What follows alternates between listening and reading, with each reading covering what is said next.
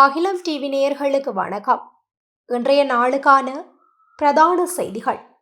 விரிவான செய்திகளுக்குள் செல்லும் முன்னதாக முதலில் இன்றைய தலைப்புச் செய்திகள்.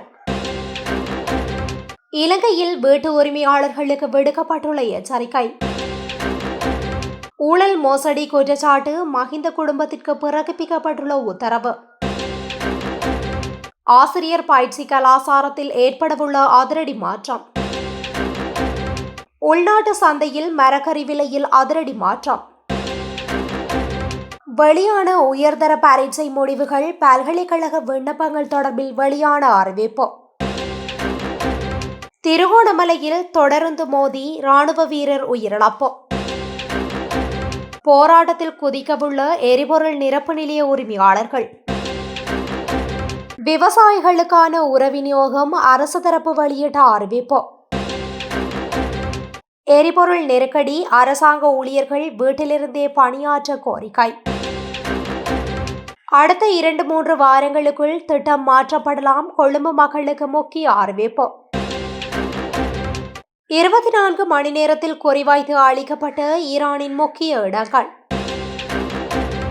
மத்திய கிழக்கில் தீவிர போர் பதற்றம், எரிபொருள் விலையில் அதிரடி மாற்றம். தொடர்வன விரிவான செய்திகள். கடுவெல ரணாள பகுதியில் உள்ள வீட்டின் உரிமையாளர் வீட்டை பூட்டிவிட்டு திறப்பினை வாசலில் இருந்த ஒரு காலனிக்குள் மறைத்து வைத்துவிட்டு சென்றிருந்தனர். நேற்று முன்தினம் இந்த சந்தர்ப்பத்தை பயன்படுத்தி கொண்ட மர்ம நபர் ஒருவர் திறப்பினை மிக எளிதாக கண்டெடுத்து வீட்டிற்குள் புகுந்துள்ளார். வீட்டில் இருந்த பெறுமதியான தங்க நகைகளை அந்த நபர் கொள்ளையடித்து சென்றுள்ளதாக உரிமையாளர்கள் முறைப்பாடு செய்துள்ளனர். பாடசாலை முடிந்து வரும் பிள்ளைகளின் வசதிக்காகவே திறப்பினை வெளியில் மறைத்து வைத்ததாக தெரிவித்த உரிமையாளர் தற்போது பெரும் நஷ்டத்தை சந்தித்துள்ளார். பாடசாலை முடிந்து வரும் பிள்ளைகளுக்காகவோ அல்லது தாமதத்தை தவிர்க்கவோ வாசற்படிக்கு அடியில் பூந்தொட்டிகளில் திறப்பினை வைப்பதை திருடர்கள் தங்களுக்கு சாதகமாக பயன்படுத்திக் கொள்கின்றனர். இந்த சம்பவம் குறித்து நவகமுவ போலீசார் தீவிர விசாரணைகளை ஆரம்பித்துள்ளதுடன் பொதுமக்களை இவ்வாறான பாதுகாப்பற்ற செயல்களை தவிர்க்குமாறும் அறிவுறுத்தியுள்ளமை குறிப்பிடத்தக்கது. ஊழல் குற்றச்சாட்டு தொடர்பில் முன்னாள் ஜனாதிபதி மஹிந்த ராஜபக்ஷ மற்றும் அவரது குடும்பத்தினரின் கையூட்டல் ஊழல் குற்றச்சாட்டுகளை விசாரணை செய்யும் ஆணைக்குழு உத்தரவு ஒன்றை வழங்கியுள்ளது. அதற்கமைய 2010 முதல் 2015 வரையான காலப்பகுதிக்குரிய சொத்துக்கள் மற்றும் பொறுப்புகள் தொடர்பான விவரங்களை சத்திய கடதாசி மூலம் சமர்ப்பிக்குமாறு கோரப்பட்டுள்ளது. எதிர்வரும் ஏப்ரல் 10 முன்னர் இந்த சொத்து விபர பிரகடனத்தை சமர்ப்பிக்க வேண்டும் என ஆணைக்குழு அறிவுறுத்தியுள்ளது. 2015 ஆண்டு ஆரம்பிக்கப்பட்ட இந்த விசாரணை நீண்ட காலமாக தாமதமடைந்துள்ளதை குறிப்பிட்ட ஆணைக்குழு ஏப்ரல் 10 மேல் மேலதிக காலம் வழங்கப்பட மாட்டாது என திட்டவட்டமாக தெரிவித்துள்ளது.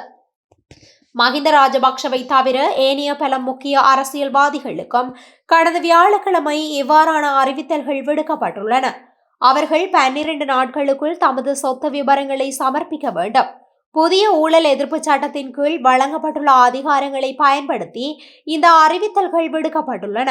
குறித்த காலப்பகுதிக்குள் விவரங்களை வழங்க தவறும் பட்சத்தில் அவர்களுக்கு எதிராக சட்ட நடவடிக்கை எடுக்கப்படும் எனவும் ஆணைக்குழு எச்சரித்துள்ளது. தற்போது நடைபெற்று வரும் பல்வேறு ஊழல் விசாரணைகளுடன் தொடர்புடைய தகவல்களை பெற்றுக்கொள்ளும் நோக்கில் இந்த நடவடிக்கை முன்னெடுக்கப்பட்டுள்ளமை குறிப்பிடத்தக்கது. இலங்கையில் உள்ள தேசிய கல்வியற் கல்லூரிகளின் தரத்தை மேம்படுத்தவும் அவற்றை மறுசீரமைக்கவும் கல்வி அமைச்சினால் நிபுணர் குழு ஒன்று நியமிக்கப்பட்டுள்ளது.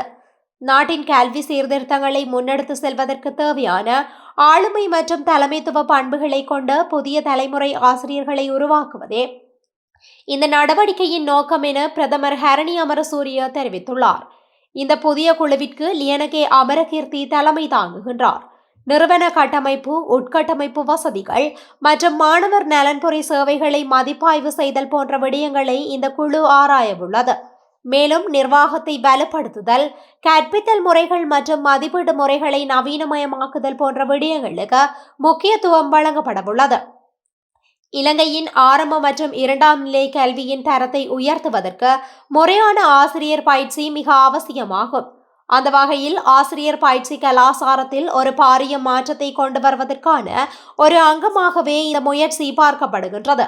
இந்த திட்டத்தின் மூலம் எதிர்காலத்தில் சர்வதேச தரத்திற்கு நிகரான திறன்மிக்க ஆசிரியர்களை உருவாக்க முடியும் என கல்வி அமைச்சு நம்பிக்கை வெளியிட்டுள்ளது. உள்நாட்டு சந்தையில் இன்றைய தினம் மரக்கறிகளின் விலையில் ஏற்றத்தாழ்வு காணப்பட்டுள்ளது. அதன்படி நுவரெலியா பொருளாதார மத்திய நிலையத்தில் 350 ரூபாவிற்கு விற்பனை செய்யப்பட்ட 1 கிலோகிராம் கேரட், தம்புள்ளையில் 250 ரூபாவிற்கும், கெபட்டிபொலவில் 290 ரூபாவிற்கும் விற்பனை செய்யப்பட்டுள்ளது. லீக்ஸ் 1 கிலோகிராம் நுவரெலியாவில் 180 ரூபாவிற்கும், தம்புள்ளை மற்றும் கெபட்டிபொலவில் 160 ரூபாவிற்கும் விற்பனை செய்யப்பட்டுள்ளது. நுவரெலியாவில் 130 ரூபாய்க்கு விற்பனை செய்யப்பட்ட கோவா 1 கிலோ, தம்புள்ளையில் 100 ரூபாவிற்கும், கெபட்டிபொலவில் 90 ரூபாவிற்கும் விற்பனை செய்யப்பட்டுள்ளது. நுவரெலியாவில் 250 ரூபாவிற்கு விற்பனை செய்யப்பட்ட கரிமிளகாய், கெபட்டிபொலவில் 280 ரூபாவிற்கு விற்பனை செய்யப்பட்டுள்ளதாக தெரிவிக்கப்பட்டுள்ளமை குறிப்பிடத்தக்கது.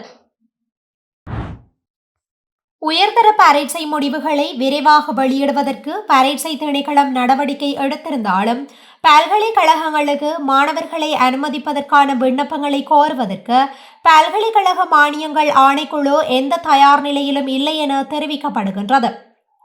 குறைந்தபட்சம் விண்ணப்ப படிவம் அடங்கிய கையேட்டை அச்சிடுவதற்கு கூட இதுவரை நடவடிக்கை எடுக்கப்படவில்லை.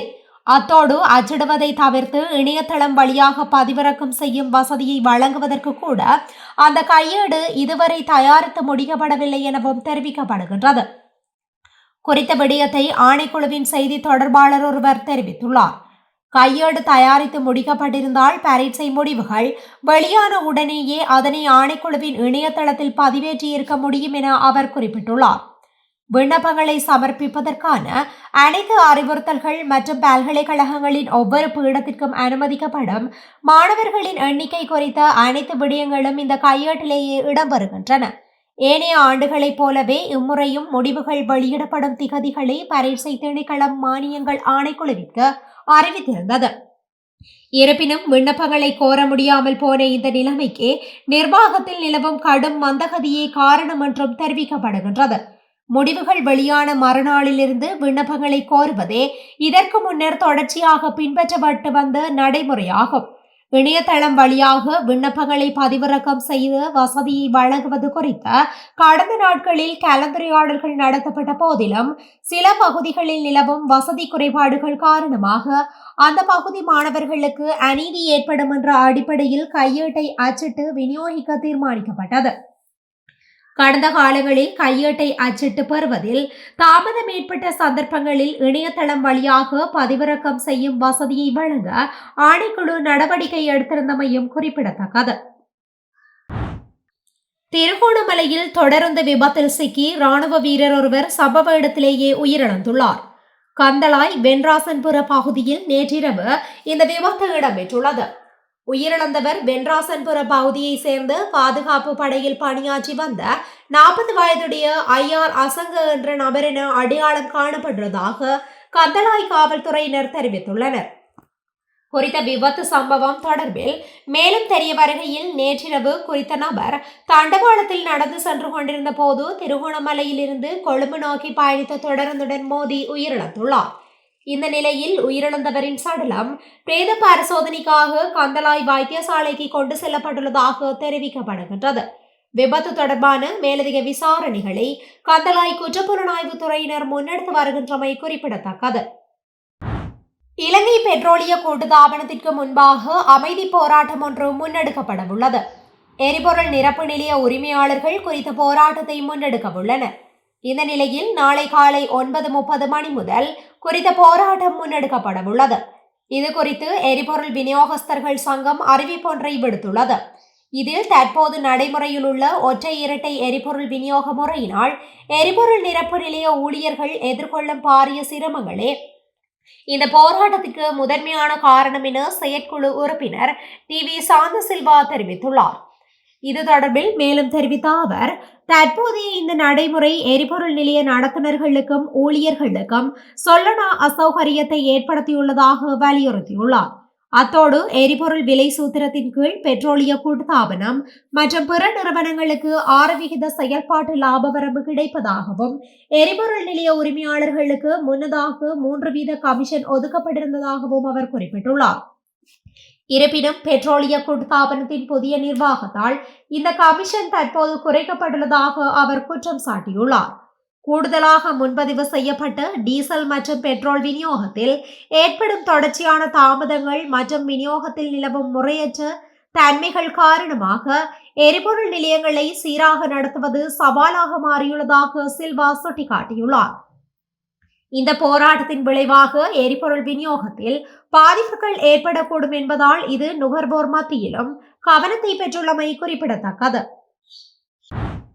இலங்கையில் விவசாய உற்பத்தி பொருட்களை கொண்டு செல்வதில் எரிபொருள் தட்டுப்பாடு நிலவுவதாக கூறப்படும் குற்றச்சாட்டுகளை அரசாங்கம் நிராகரித்துள்ளதுடன் அதற்கான முறையான ஒதுக்கீடுகள் செய்யப்பட்டுள்ளதாக வர்த்தக மற்றும் உணவு பாதுகாப்பு அமைச்சர் வசந்த சமரசிங்க தெரிவித்துள்ளார். இதேவேளை 25,000 தொன் உரத்தை ஏற்றிய கப்பல் ஒன்று இன்று நாட்டை வந்தடைய உள்ளதாக அரசாங்கம் அறிவித்துள்ளது. குறித்த விடயத்தை விவசாய பிரதி அமைச்சர் நாமல் கர்ணாரத்ன தெரிவித்துள்ளார்.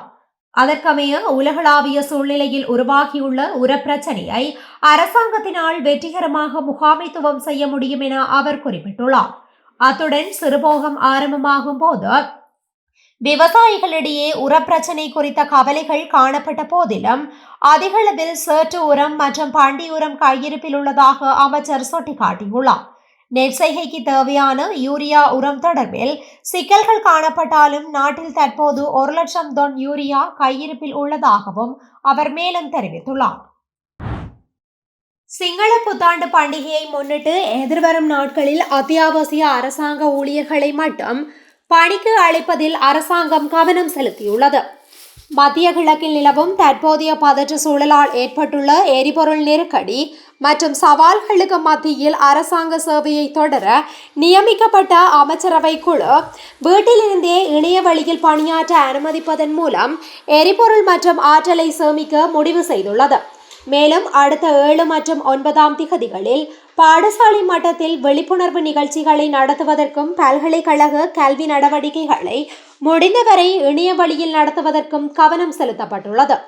போக்குவரத்து, டிஜிட்டல் பொருளாதாரம் மற்றும் நீதி உள்ளிட்ட அமைச்சகங்களில் அத்தியாவசிய ஊழியர்களை மட்டும் பணிக்கு அழைத்து சேவைகளை தொடரவும் முடிவு செய்துள்ளது. தினசரி அரசாங்க ஊழியர்களின் வருகை பதிவை கண்காணிக்க ஒரு சிறப்பு முறையை அறிமுகப்படுத்துவதிலும் கவனம் செலுத்தப்பட்டுள்ளமை குறிப்பிடத்தக்கது.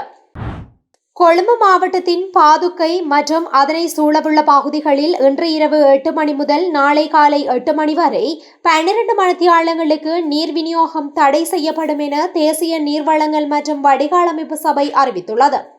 தற்போது நிலவி வரும் கடும் வறட்சியான வானிலை மற்றும் நீர்த்தேக்கங்களின் நீர்மட்டம் வேகமாக வீழ்ச்சியடைந்து வருகின்றமையினால் இந்த தீர்மானம் எடுக்கப்பட்டுள்ளது. நீர் விநியோக தடையினால் ஏற்படும் அசௌகரியங்களை கருத்தில் கொண்டு நீரை மிகவும் சிக்கனமாக பயன்படுத்துமாறும் அதிகாரிகள் எச்சரிக்கை விடுத்துள்ளனர். கடந்த 24 மணி நேரத்தில் மத்திய மற்றும் மேற்கு ஈரானில் 120க்கும் மேற்பட்ட இலக்குகளை இஸ்ரேலிய ராணுவம் வெற்றிகரமாக தாக்கியுள்ளதாக வெளிநாட்டு ஊடகம் செய்தி வெளியிட்டுள்ளது. சமூக ஊடக தளத்தில் சிறப்பு அறிக்கையை வெளியிட்ட இஸ்ரேலிய விமானப்படை ஈரானிய ஆட்சிக்கு சொந்தமான பல மையங்கள் தாக்கப்பட்டதாக கூறியுள்ளது. குறிப்பாக ஈரானிய புரட்சிகர காவலர் படைக்கு சொந்தமான பாலிஸ்டிக் ஏவுகணை அமைப்புகள், ஆளில்லா வான்வெளி வாகனங்கள் சேமித்து வைக்கும் இடங்கள் மற்றும் அவற்றை இயக்கும் மையங்கள், அத்துடன் வான் பாதுகாப்பு அமைப்புகள் ஆகியவற்றை குறிவைத்து இந்த தாக்குதல்கள் நடத்தப்பட்டதாக தெரிவிக்கப்படுகின்றன. இருப்பினும் இந்த தாக்குதல்கள் மற்றும் அளிக்கப்பட்ட இலக்குகள் குறித்து உறுதியான ஆதாரங்களை வழங்க இஸ்ரேலிய ராணுவம் இதுவரை எந்த நடவடிக்கையும் எடுக்கவில்லை என்று வெளிநாட்டு ஊடக அறிக்கைகள் குறிப்பிடுகின்றன. உலகளாவிய எரிசக்தி சந்தையில் மசகு எண்ணெய் விலையில் கணிசமான அதிகரிப்பு ஏற்பட்டுள்ளது. அதேவேளை இயற்கை எரிவாயுவின் விலையில் வீழ்ச்சி பதிவாகியுள்ளது. WTI ரக மசகு எண்ணெய் பீப்பாய் ஒன்றின் விலை $111.5 அமெரிக்க டாலராக அதிகரித்துள்ளது. பிரெண்ட் ரக மசகு எண்ணெய் பீப்பாய் ஒன்றின் விலை $109 அதிகரித்துள்ளது. எனினும் இயற்கை எரிவாயுவின் விலையை $2.800 அமெரிக்க டாலராக வீழ்ச்சியை பதிவு செய்துள்ளது.